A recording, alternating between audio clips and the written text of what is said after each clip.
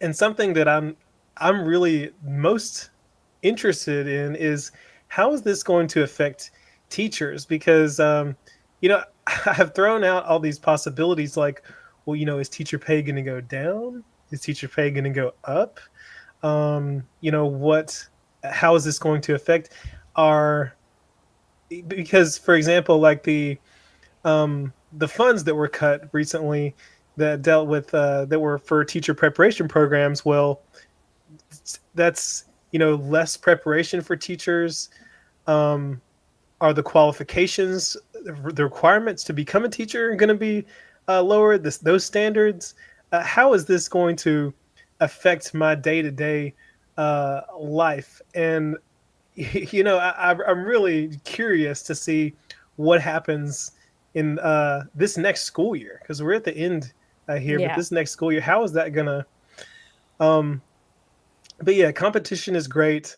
Um, I work at a charter school right now, and there are a lot of things that I could say.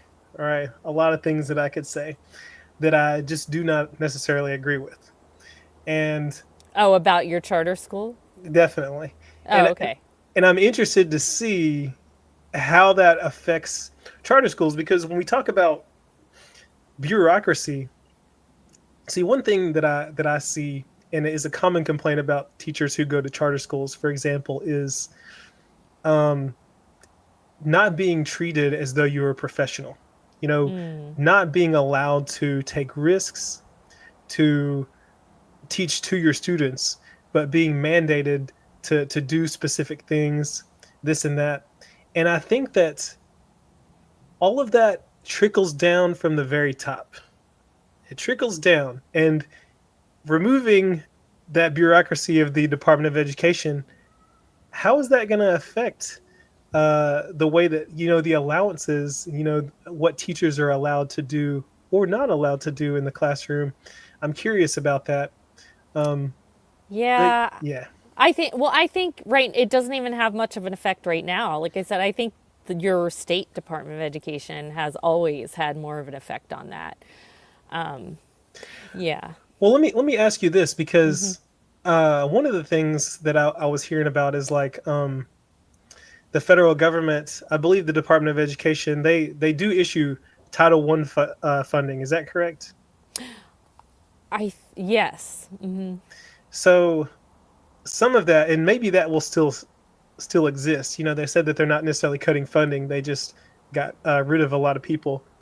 But because I'm not too sure on it, but I don't know if charter schools how much they depend on funding from the federal government, but that may be something I'll have to research further. But anyways, Yeah, I'll have to research further. I know that there I think they for special education still giving the funding to the states. It's just the states decide. So I'm going to guess, but I don't want to say for sure until I do my research that it's the same with Title One. So I mean that if they gave it to the states, then the states decide who gets Title One, and that's yeah.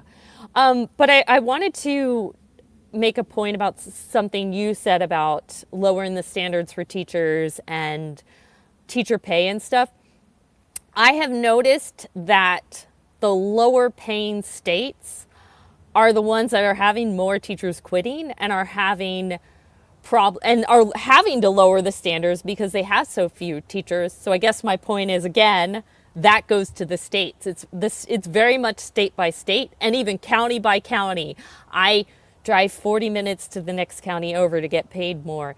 So I feel like that again is going to have nothing to do with the federal Department of Education because they don't decide what individual states and counties pay their teachers. And again, look at the data. It's Texas and Florida both have a lot of teachers quitting and they don't pay well. So that's again, you need to go advocate at your state level. And I know in Florida, the population is older, so more people are voting on Social Security and they're not voting on the school system. So if you live in Florida and you have a school age kid, you need to get involved and advocate. didn't So didn't you say you were going to move to Florida? I thought about it, yes, but my kids are I have a senior this year, so like I'm almost done with that aspect of my life, so I don't have to worry about education. Well, I guess unless I decide to get a teaching job there. But if they don't pay well, I'll do something else because I'm a second career teacher anyway. I was like, okay, nah, I don't like the pay. But the place I'm looking at was okay, okay pay. Yeah, I've already looked it up. Yeah. Um, yeah. What do you think about the possibly the pop up of like more of these micro schools, these mini micro schools to kind of fill the need? You know, anytime there's a need, something comes up to be filled, and I'm curious about that. Uh, you know, whether or not, because I have friends who have talked about starting their own school, things like that. I know someone who was trying to do something, tried to get me on board a few years ago. Um, but I don't know. I don't know. Is that a thing? Yeah. I've definitely heard of people trying to do it as well. I think it's a good thing. Like I said, I think choice is good. And if people were allowed to use some of the tax dollars that they already pay for their own child to go to school, if they didn't only have to use it on public school and they could use it wherever they wanted, more people could try these micro schools, meaning also all these teachers that wanted to create the micro schools, they would be more likely to be successful if people also could use their vouchers and their tax dollar money to go there, because you're going to be limited. People are going to say, I don't want to spend the money, or I'll wait, you're a new school, I don't want to take a risk yet, or I'm already, I don't have the money, or I don't want to spend the money. But I think choice would be good. And like you were talking about the creativity, teachers feeling like they can't just teach however they want to teach. More of that, they would be able to do that more if you had more private schools, if you had more micro schools. Charter. I know some charter schools are funded by the government or even your state government, and some aren't. I don't totally know. You could speak on that. But I just feel like people, if they were able to have more choice, then all of these other schools would work. Parents could get the type of education they want for their kids. Teachers would more likely be able to teach the type of education. They could either create the micro school or go work at a private school, which hopefully the salary would go up for private school teachers if that more aligned with their philosophy. So if you're a teacher and really believe in Montessori, go work in a Montessori school and not be like, they don't pay as much as a public school. Forget that. Right. Yeah. Right. There are many critics who say that the reason the education system, well, I won't say many. I'll just say that I've heard this Yeah. said that the reason the education system has gotten the way it is because of public education, because of the standardization and all that. And like we have discussed previously, I think that allowing more options. You mentioned Montessori, and just other schools of choice, different types of schools, private schools. Um, I think that those are great options, and there should be a more diverse opportunities for both teachers and students. You know, what I hear. This is what someone in one of these videos that I watched today was. They said that, well, we don't want students are going to be. They said students are going to be going to these private, unregulated schools, and my thing is, who's to say that lack of regulation is bad? You know what I'm Right. saying? Like that, I think that that's actually probably a good thing. We're talking Right. about bureaucracy. It's a good thing that they're not, they don't have someone outside the classroom telling them what to do. With charter Right. schools, and I can attest to this, is that charter schools have usually a board, a board of trustees or whatever you call them, and the board, a lot of the people on the board have never, they're not even in the field of education. They don't know, they've never taught before, they've never been in a school. All they know is that these are the scores that we need to keep this charter school open. So we need to see these numbers, and that's it. And so that's that's an issue. So I think that lack of regulation, when people throw it out there like that, it's not necessarily a bad thing. Right. And who's to say the parents sending their kids to the school, if they're not happy, then they can bring that up with the school. It's no different than, I know some states are stricter on homeschooling, but in homeschooling, people have the freedom to kind of teach however they want. And not all of them agree. I used to work for OutSchool. And did you say you worked for OutSchool too? I think, no, you said VIP Kid? No, I worked for some smaller companies, but Oh, okay. I'm familiar with a VIP Kid, um, And OutSchool. and maybe 51 Talk or something like that. Oh yeah, uh-huh. Yeah, so at OutSchool, I know I had a lot of homeschooling parents that were or students. So parents that homeschooled that kind of wanted to. My government classes were really popular because I think parents were, you know, wanted something, they outsourced something they couldn't teach. But a lot of them did not want traditional school. And a lot of public school teachers that also taught on OutSchool, if you put public school teacher in your profile, they didn't want it because the reason they homeschooled is because they were trying to get away from traditional school and they were trying to do things differently. So, actually, they wanted someone who had kind of worked in the field. So they liked that I had experience working in government and politics and they liked my classes. So they don't want teachers doing the same thing. They don't want the traditional homework. So, if the parent decides to send their child to that school that's unregulated, as people say, they might want a school that's unregulated. So, and when I did work at a private school, that's one thing I loved is that they gave you a lot of freedom. I mean, they had kind of wide parameters in what you needed to teach, but they didn't tell you how to do it or what, like if I wanted to not go by the book, if I wanted to start on chapter 9, if I wanted to be creative, or if I just wanted to go straight from the book, like I got to do it. So I loved that. So I think teachers would love it too if they got to be more creative, and that comes from getting rid of a bunch of bureaucracy. Like you have to do this, these are the standards, here's the test, you got to make sure the kids are ready for this standardized test. Yeah. Right, right. That has really gotten things like that have kind of removed the creativity from teaching, and I understand in one way why it's done. It's there are so many moving parts. Mm-hmm. Like the thing with the teacher shortage, part of the reason why we have like the ELA curriculum in Louisiana is called guidebooks, and it is like a script. A lot of teachers talk about these scripted curricula. You could, I mean,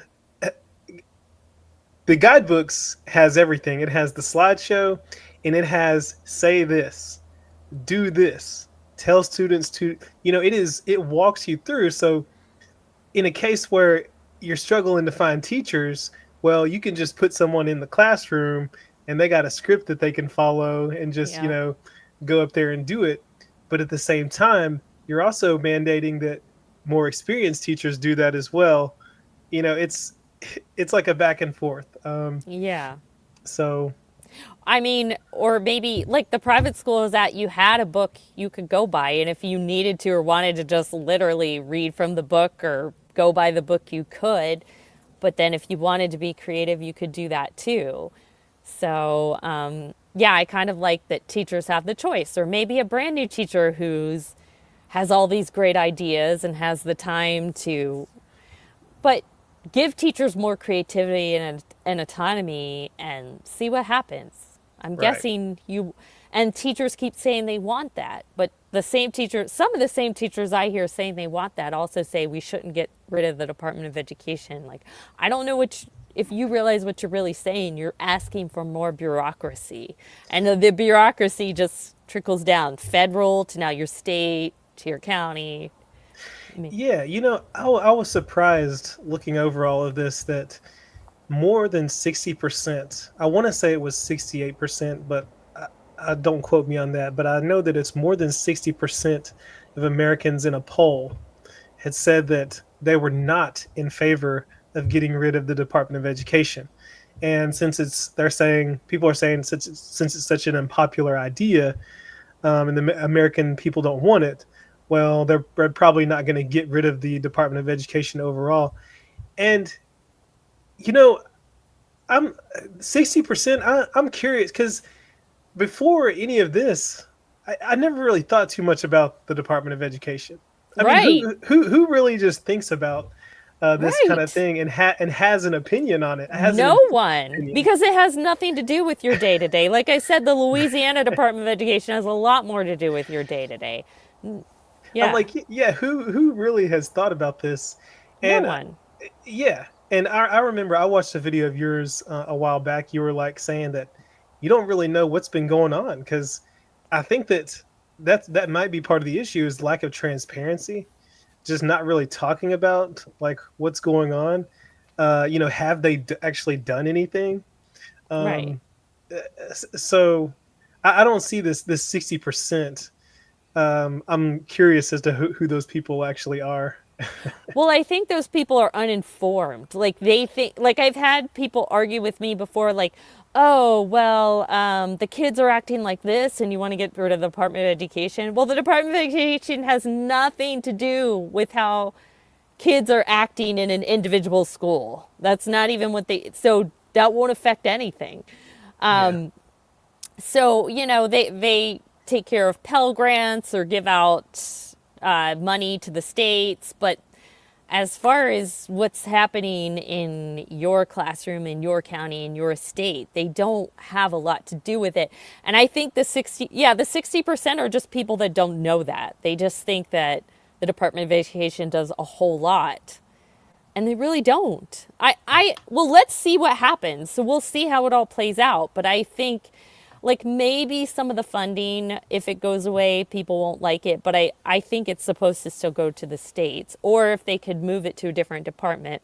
But I'm guessing you're not going to see that much of a difference because it didn't really do a whole lot. And if you give teachers more creativity, they can teach. I think the scores are going to go up. Like I said, in the last 50 years since the Department of Education have been around, scores have gone down. It's because teachers are teaching to the test.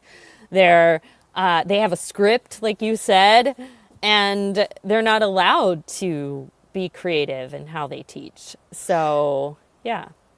Yeah. I'm a big fan of disrupting the system. I'm not an anarchist or anything, but Same. Well, we wouldn't be a country, we'd still be part of England if we didn't even start that way. So, there's that. but I'm a fan of just shaking things up and seeing, because if something's not working, then you need to try something else.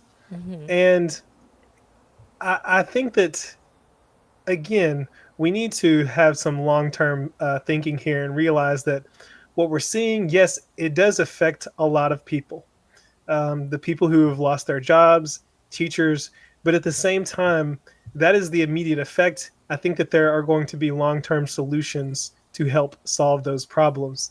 And the people who are saying that they're afraid that, well, equity, like the students who need the most support aren't going to get that support and so on and so forth.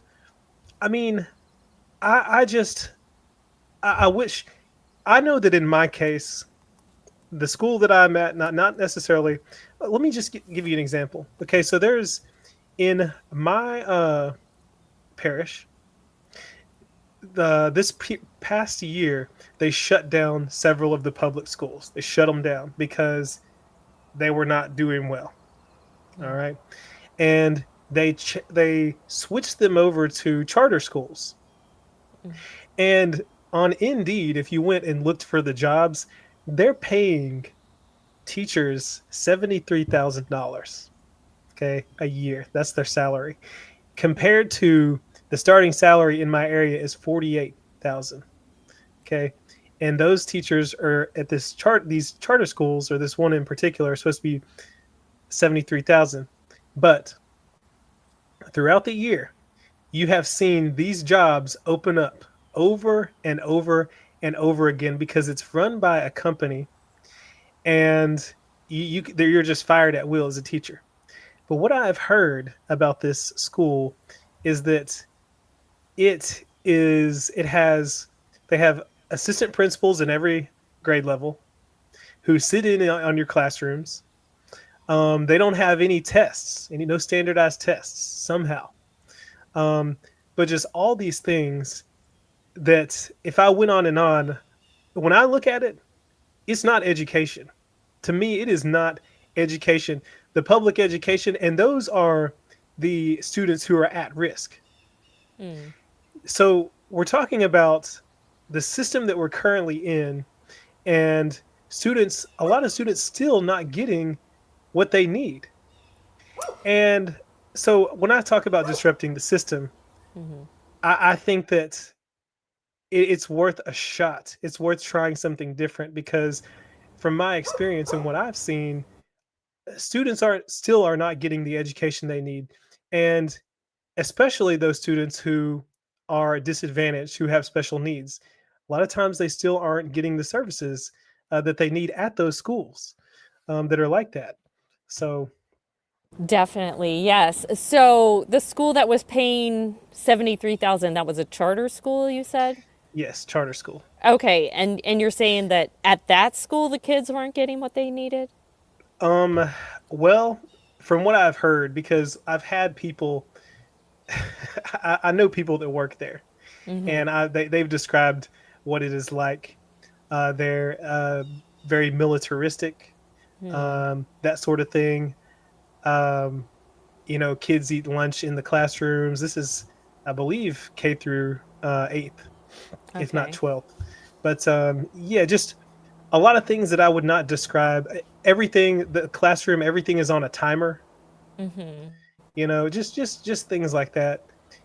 Is it optional, or for, like, do the parents, since it's a charter school, the parents can choose to send their kid there, or just trying to understand the school? I believe so. I believe so. I Okay. mean, I don't really know all the circumstances other than what happened was there were so many schools in the district that got shut down because they were underperforming, and what they did is they took a few of those schools and reworked them into charter schools. Okay. So, but So then, at least if the parents have a choice, or if there was school choice in the state, then they could go, okay, I don't like how militaristic this is. I'm going to go somewhere else. And maybe some parents would be like, great, I want my kid in a military type school. But right, gives a lot right. of choice. And same with teachers, some kind of environment and some wouldn't. So, although the 73,000, if your state's paying 46, I'm sure would be very tempting, no matter what you thought of it. Um, Yeah. and let me just to clarify because I know more about the school that I'm at, and I didn't want to say this, and I'm not going to name the school or anything, but I'll just put it like this. To me, and I've told my students this, I didn't become a teacher to stand in a classroom and have students work on computer programs all day long. But that is what I have seen this year. And to me, it's not education. I was inspired to be an English or a reading teacher because of the opportunities, the experiences that I had growing up. In my English class, when we made a poetry booklet, we had to write poetry and create a booklet and present it to the class, or just different group projects that we had, and things that helped me find and fostered a love of learning and a Oh. love of literature. I don't know how you can foster a love of learning in students when you're working on one computer program that is, whatever, and then they're working on another computer program, and you may know, for example, programs like Zern, um, iReady, Lexia, just these Yeah. other self-learning. But I would argue that I have seen students work on these programs more than 50% of the time. And so Mm. when we're talking about the quality of education and students not getting things that they need, resources and things like that, I look and I see a lot of things like that going on in my area, not just my school, but my area and my state. Yeah. And I say, it's worth changing things up. It's worth doing something different and allowing more opportunities, because I do feel for those students who are very, very intelligent. For some reason, they're at these schools and they're not getting the education that they could get, but through school choice. Through school choice, because they're bored doing these kinds of things. They're not getting that experience, and so I'm down for something different. Yeah, I am too. Let it shake up. And I don't know why. So they've gotten away from this, I guess because it discludes, but they used to group kids, kind of like all the gifted kids go together so they could kind of work on their level, and they don't like to group kids like that anymore. And I think it's kind of sad, because why not group the gifted kids together and let them do some higher thinking? They're going to be ahead of the rest of the class, or pull them out. Um, you know, I think kids That feel singled out. that goes back to something we talked about, of the value of education going down. Because what it is, the argument for that is that having gifted kids in having all the kids in the same classroom or whatever, the gifted kids will lift up, those kids who need that extra push. The gifted kids serve as sort of peer tutors, and research has proven that that is true. Okay. However, again, if you put gifted kids together in a classroom, they also push each other up, and that is an opportunity for them. So yes, a lot of the practices we see, and I guess you could call that DEI, diversity, equity, inclusion. It has lowered the value of education for some. It has lifted some up while pulling some down. Right, because I would think, like, yeah, they're lifting everybody else up, but who's lifting them up? Then if they don't have other people to challenge them. Right.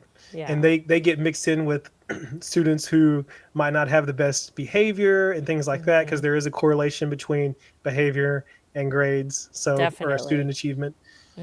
So yes, there has been a push really to push some students up, but it has lowered, by the byproduct is just a lowering overall. Right. Yeah. Well, anything else you want to say about this topic before we end, that we haven't already discussed? Like I said in the beginning, I think that this is an exciting time to be an educator. Um, just because the news is out there, there's a lot going on, and it's interesting to see what the future might hold and what could happen. And I could see potentially some of those teachers who have, written off education, saying, "Let me give it one more try." Yes, yes. And I was going to say that too. Like, any teacher who's lost their job or is afraid of losing their job, there's a teacher shortage. You'll find a job, don't worry, somewhere else if you want to keep teaching. Or, there are many online teaching jobs you can do as well. So I would not worry. There's plenty of teaching jobs out there. Well, Holden, thanks for coming on my channel. He's got his channel is Classroom Camp, which I left it in the description. I've got a link to his channel. He talks about different news stories, teachers in the news. So thanks for coming on. Thank you for inviting me. It's always a pleasure. I appreciate it. This was a Okay. lot of fun. Yes, it was. No problem. All right. Bye, everybody. Thanks for watching. See you next time.